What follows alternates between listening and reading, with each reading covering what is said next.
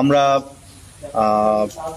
সুরমা নদীর সাহেববাড়ি নিকটস্থ ঘাটে একটি টাস্কফোর্স অভিযান পরিচালনা করি এবং এই টাস্কফোর্স অভিযানের মাধ্যমে আমরা একটি ইঞ্জিন চালিত নৌকা সহ ভারতীয় শাড়ি, পাঞ্জাবির কাপড়, প্যান্টের কাপড়, থান কাপড় এবং শেরওয়ানি সহ অন্যান্য ভারতীয় পণ্য জব্দ করতে সমর্থ হই।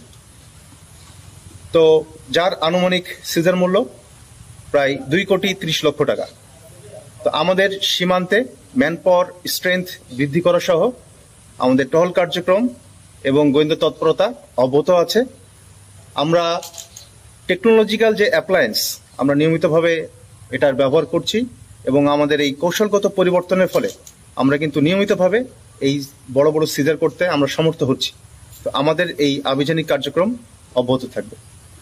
ধন্যবাদ।